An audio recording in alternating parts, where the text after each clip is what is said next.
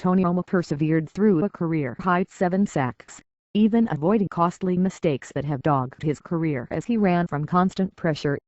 Just when he had Dallas in position to finish a rally and beat Cleveland, Romo lost a fumble that left the Cowboys scrambling to survive the wild ending Sunday in the first overtime game at Cowboys Stadium. Dallas did find a way to extend the Browns' road-losing streak to 12 games on Dan Bailey's 38-yard field goal with 6:07 left in the extra period after Bailey made a tying kick with 2 seconds remaining in regulation. "Had it all the way," Cowboys owner Jerry Jones said, smiling, as he walked into the post-game locker room. Not quite, but it looked that way late in the fourth quarter when Romo had just put the Cowboys ahead 17-13 with a 28-yard scoring pass to Des Bryant, who had a career-high 145 yards receiving. Anthony Spencer sacked Browns rookie Brandon Wheaton on the next drive, forced a fumble and recovered it at the Cleveland 18 with 5:45 remaining. Romo gave it right back, though, fumbling 2 plays later, his first turnover in 3 games, as he was hit by Frosty Rucker while trying to avoid the 6th Cleveland sack. Dallas' offensive line didn't have left tackle Tyron Smith for most of the game because of an ankle injury. "I obviously need to hold onto the ball and not let the guy come from behind and let the ball come out," Romo said. "That could have been a big one."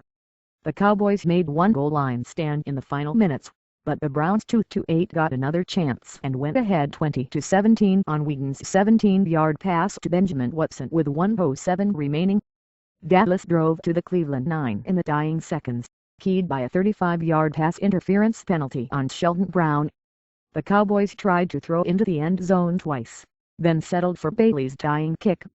Dallas won for the first time in 6 games when Romo is sacked at least 5 times. Despite the constant pressure, he still finished 35 of 50 for 313 yards with the touchdown to Bryant, who had 12 catches for a career-high 145 yards. "Tony did a really good job of playing with poise," Cowboys coach Jason Garrett said. "When you play quarterback and you have a lot of negative plays, it's easy to kind of get out of yourself and do some things you shouldn't be doing." Referee Ed Hookily carried on a running commentary in explaining replays and other rulings on the huge video board, and the most critical came in overtime when the officials ruled an incompletion on a throw that Miles Austin dropped. The Cowboys were in position for a winning field goal, and replays appeared to show Austin had possession and took 2 steps before the ball was knocked out. The Browns recovered the loose ball, and called timeout to allow more time for a review. Hookily announced that the play wasn't reviewable, although that was one time he didn't explain his reasoning. It wasn't reviewable because a whistle had blown the play dead. "I pretty much knew by the way they called it that it was not reviewable," Browns coach Pat Shurmur said. "But I wanted to make sure they had time to get it all right." Cleveland looked like the winner at halftime, leading 13-0 while Romo was running for cover and the crowd was booing repeatedly.